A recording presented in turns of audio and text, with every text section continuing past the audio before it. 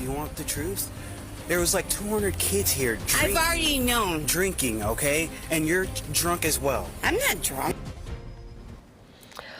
All right, that's the night a Brevard County teacher defended herself after police showed up to a home where they say dozens of underage children were drinking.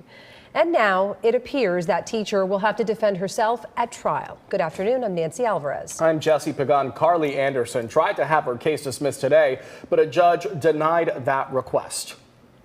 West 2's Megan Moriarty live outside the Brevard County Courthouse in Viera. And Megan, this trial could now start in just a matter of days. It's expected to start Monday unless she accepts a plea deal. However, she's already rejected the one offered to her. She has until Friday to change her mind. Carly Anderson entered a Brevard County courtroom Wednesday morning asking a judge to dismiss her case. A judge denied that motion, and now she's heading to trial next week. Anderson is charged with disorderly conduct, disorderly intoxication, and now resisting an officer after a drunken house party back in February, where more than 100 kids were in attendance. Investigators say the party was held at the home of former principal Elizabeth Hill Brodigan, who is also facing separate charges. Officers and fire rescue responded to the party in Cocoa Beach when a teenager was found lying on the front lawn, vomiting and shaking. That's when Anderson approached first responders.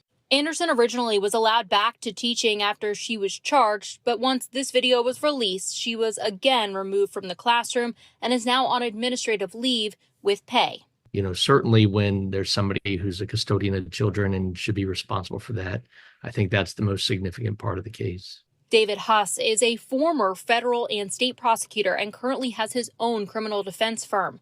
He says jury selection, set to start Monday, could take a little longer. I'm sure in that community there will be people who attend that school or have kids that attend that school.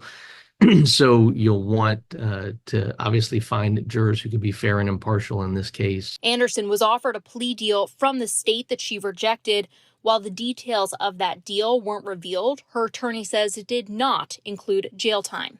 So she could certainly face up to, a year in jail for the resisting arrest charge. The others are, I think, second-degree misdemeanors punishable by up to 60 days in jail.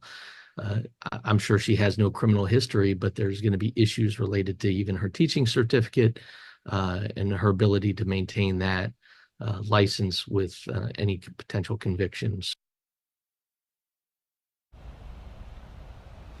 And Haas says it doesn't appear that Anderson waived her right to a speedy trial. Because of that, the state has 90 days to bring this to trial, which is why it's happening so quickly. It is set to start Monday with jury selection at 9 a.m. Covering Brevard County live in Viera, Megan Moriarty, West 2 News.